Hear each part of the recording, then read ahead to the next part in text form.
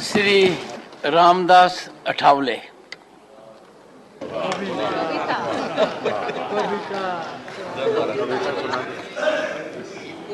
आदरणीय महोदय, मैं तो अन्याय के खिलाफ लड़ा हूं। मैं तो अन्याय के खिलाफ लड़ा हूं, इसलिए आपको बधाई देने के लिए यहां खड़ा हूं। आपका अनुभव बहुत ही बड़ा है। आपका अनुभव बहुत ही बड़ा है, इसलिए आपने संघर्ष का पहाड़ चढ़ा है। मेरे पार्टी का मैं हूं अकेला।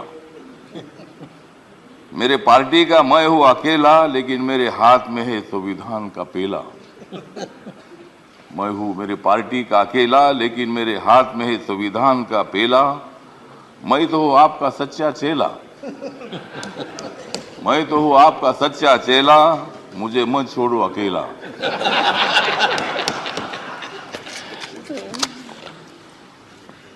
जिन्होंने उपराष्ट्रपति का सर किया है गढ़, जिन्होंने उपराष्ट्रपति का सर किया है गढ़, उनका नाम है धनखड़। हमें मिलकर उखाड़ देनी है विषमता की जड़। हमें मिलकर उखाड़ देनी है विषमता की जड़। इसमें जरूर सफल होंगे आदरणीय धनखड़। हाउस में जो सदस्य करेंगे फ्रैक्शन, हाउस में जो सदस्य करेंगे फ्रैक्शन, उनके ऊपर होनी चाहिए कड़ी एक्शन। हमें तो मजबूत करना है भारत नेशन। हमें तो मजबूत करना है भारत नेशन। हंगामा करने की हमें नहीं चाहिए फैशन। तो हमें पूरा विश्वास है कि आप बहुत बड़ा संघर्ष करते करते यहाँ पहुंचे हैं। गांव से आकर किसान के बेटे के माध्यम से आप इतने बड़े उच्च पद पर आए हैं। इसमें आपका अनुभव, आपका बहुत बड़ा संघर्ष है। बहुत बड़ा काम आपने किया है। आपने पश्चिम बंगाल में गवर्नर का जो काम किया है, बहुत बड़ा वहाँ चैलेंज था। वहाँ काम करना बहुत बड़ा मुश्किल था, लेकिन आपने बंगाल में बहुत ही अच्छा काम किया है। और बंगाल में अच्छा काम आपने किया है, इसीलिए आपको यहाँ लाने की कोशिश जरूर हुई है। मतलब आप एक संघर्षशील नेता है। मतलब वहाँ अगर आपका काम ठीक नहीं होता था तो शायद ये पद आपको मिलना बहुत बड़ा मुश्किल था, लेकिन आपने बहुत अच्छा काम किया है। ठीक बात है, बंगाल भी अपना ही है।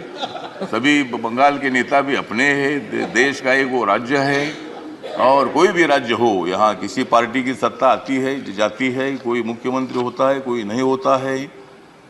कभी हम भी मतलब 3 बार सांसद रहे लोकसभा में, और मैं शिरडी में मैं हार गया, लेकिन मैं घर में बैठा नहीं। मैं घूमता रहा।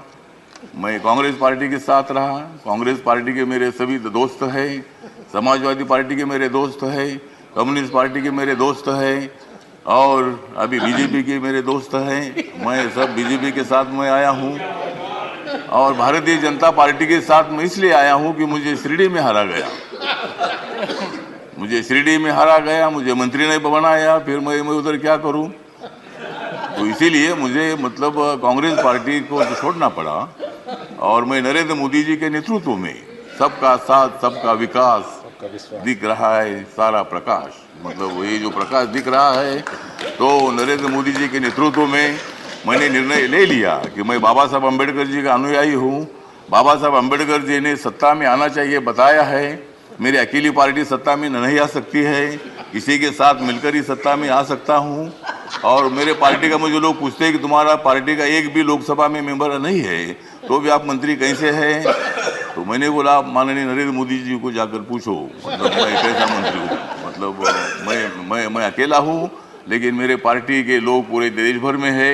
नॉर्थ ईस्ट में मेरी पार्टी सभी पार्टी है, और मुझे बोलने का मौका तो दीजिए। मुझे मालूम है कि आप बहुत अच्छे आदमी हैं और मैं आपको, हाँ, आप मुझे हर बार बोलते थे कि हमको कविता सुनाओ। अगर आप मुझे ज़्यादा बोलने के लिए देंगे तो मैं कविता सुनाऊंगा, नहीं तो एक भी कविता नहीं सुनाऊंगा। तो ठीक बात है, तो इसीलिए मतलब कविता सुनाता भी रहूँगा। और आप एक अनुभव है तो इसीलिए अपोजिशन को भी आप मौका दीजिए, हंगामा करने के लिए मौका दीजिए, लेकिन एक आधा दिन हंगामा करने के लिए मौका दीजिए, दूसरे दिन एक्शन होना चाहिए और हाउस का काम भी मतलब चलना चाहिए। इसीलिए आप एक सर्वोच्च हाउस के आप चेयरमैन बन गए हैं। इसीलिए मैं, मेरी जो आरपीआई है, रिपब्लिकन पार्टी है, गरीबों की पार्टी है, दलितों की पार्टी है, इस पार्टी की तरफ से मैं आपके साथ हूँ। मैं हमेशा आपको साथ देता रहूँगा और आप मुझे बोलने का मौका देते रहो। जय भीम, जय भारत।